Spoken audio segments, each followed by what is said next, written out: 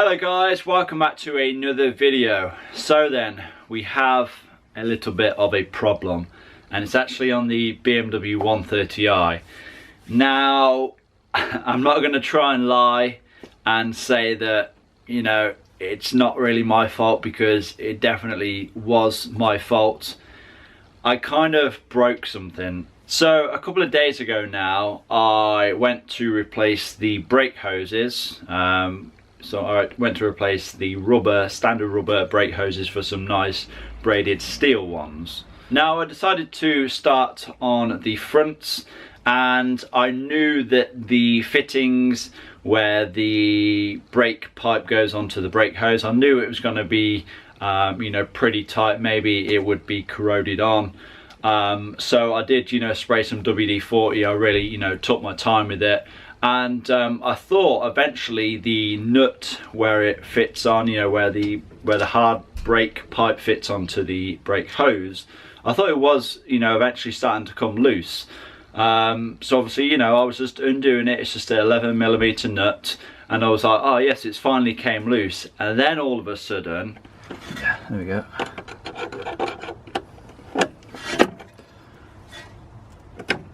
Oh crap. The brake pipe just came away in my hand, and the fitting was still attached to the hose. So the brake pipe had snapped. Now, I actually replaced the brake hoses for some steel braided ones on my BMW E60. So I've already done this job before. And I remember when I'd done it before, I actually removed the caliper from the caliper bracket and then unscrewed the caliper itself with the brake hose still attached off of the actual pipe, rather than trying to do it from the fitting. Because I remember when I'd done it then, I had the same issue. It had corroded, and I don't know why I just didn't do the same thing again. I know when I done that video on the E60, I had a whole bunch of people saying, oh, you don't need to remove the calipers, you just need to unscrew it from the pipe. So I don't know, you know, it's my fault. I guess I shouldn't have listened to, you know, some people out there who told me that I'd done it wrong, when in reality I'd done it right the first time.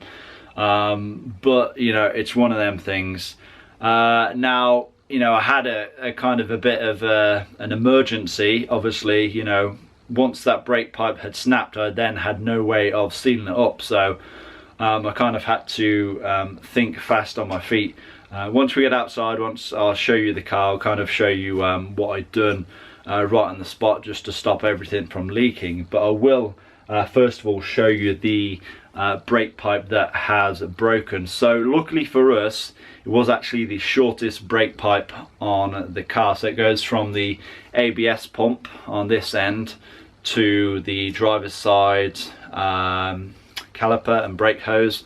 As you can see, this is the end that has snapped off, and this is the fitting that had seized. So I thought I was, you know, just turning the nut, and I thought this was coming loose out of the hose, but in reality it was just twisting the end of the hose, and eventually it snapped.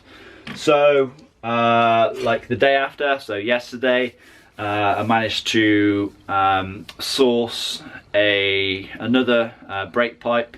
This is actually going to be from an E90, but it's like a later one. It's like 2011. It's actually in really good condition, from a BMW breaker. As you can see, these fittings are moving nicely on both ends, and this pipe is actually in very, very good condition. Now obviously I, you know, could have bought a brand new one. I did ring the dealership. They said it's going to be about £46, but I'm going to have to wait till next week. If I didn't have to wait, if I could have picked it up that same day, I would have just went ahead and bought it, just so it's over and done with. But the fact that I had to wait, I thought I may as well ask around, see if anyone has one, and luckily this breaker did. It's in very, very good condition. So yeah, essentially this video is going to be me replacing the brake pipe that I broken, and yeah, it's more fiddly than anything. I had to remove a whole bunch of trim. You know, we'll get out and I'll show you exactly what's going on anyway. Okay then, so car is up in the air, wheel is off. This is what we are working with then. So the brake pipe ran from here and it went up there, came through here, ran around there, through here, and to the ABS pump. As you can see, I've just put a bleed screw in there. It's actually one of the better ideas I've had. Just put a bleed screw in there that's sealed nicely. And then in the caliper, because I've also removed the hose on this one, I've also put another bleed screw in just to prevent any fluid that's in there from leaking out. And as you can see, obviously I already took all the trim pieces off. To get the new pipe in, I think I might have to remove this exhaust shield here, just because I don't want to you know, bend it. I kind of did bend up the old one, but that really didn't matter. But I kind of don't want to bend out of shape the new one, so I think I might just go ahead and remove this. I may have to temporarily relocate the washer fluid filler neck as well, just so I can kind of get it in the correct channels. And yeah, I'm just going to take my time with it. Obviously I don't want to damage it, and then yeah, hopefully we can get it in position. Okay, so I've actually removed the 3 nuts that hold that exhaust heat shield in place. Now with any luck this should just pull out now. I'm going to try and not break it because it is a bit old and corroded. There we go, is that removed?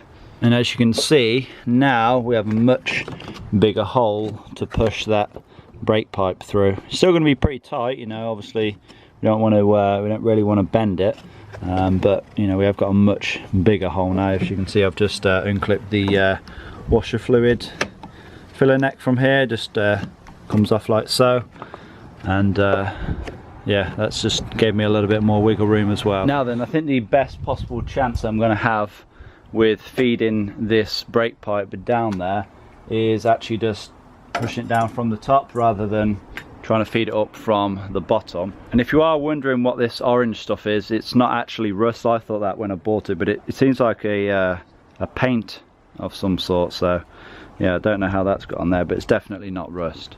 Alright, so here's how we're looking then. So obviously we have the pipe down through that hole, and we kind of roughly have it in the position that we need it. I'm pretty sure it goes like that somehow. And what I've done, I've actually moved the washer fluid neck out of the way just to give myself a little bit more room. I think though, because obviously I'm going to have to get this underneath here because it goes through a little grommet on here, and I don't really want to try and force that down and bend it. So I think what I'm going to do is just go ahead and remove this. I think there's just one E-Torx bolt there, and I think if I remove that there'll probably be another one underneath there as well. Let's twist this off. There we go. Okay then, so this bolt here takes a E14 socket. That one removed. So then we managed to get the brake pipe through. As you can see, we are near enough right on the money there. Still need to kind of bend that slightly, I think, because I don't think that sits like that. I think I need to put the heat shield back on, get the washer fluid neck back up here, and I can kind of see how it goes exactly. But I did actually have to unbolt a couple more things as well. I just took off these positive cables here, obviously one there and one there, just because again I couldn't get it underneath them with these still in place. But yeah, I'm happy that we are now situated where it should be. If we take a look on the bottom, we are right on the money there as well. Like I said, just going to be a case of getting everything back now and putting it back where it should be. You know what? After putting the washer fluid filler neck back, I actually think that pipe at the bottom where it's bent, I think that's actually supposed to be like that, because when I put the heat shield back on,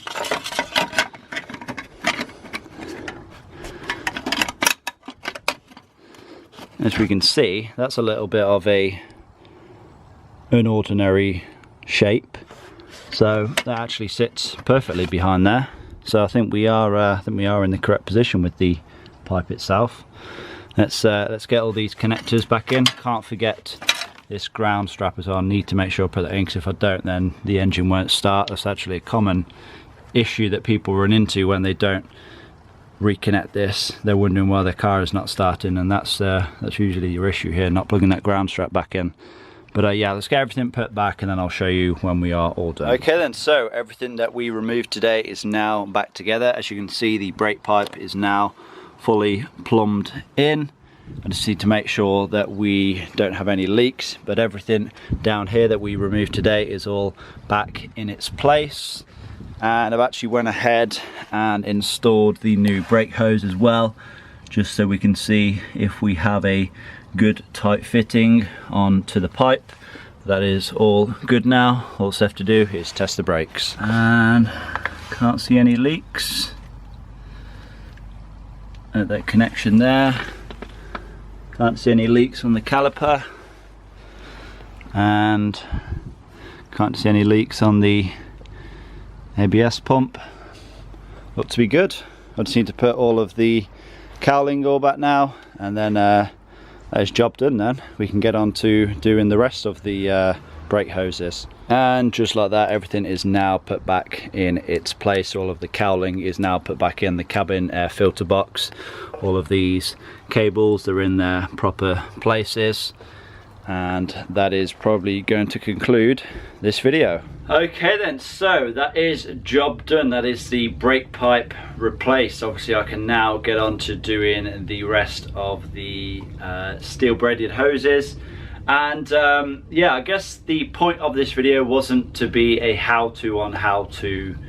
I guess it wasn't a how-to on how to replace the brake pipe. It was more just a friendly reminder that always go with your instinct and don't necessarily just take other people's word for it.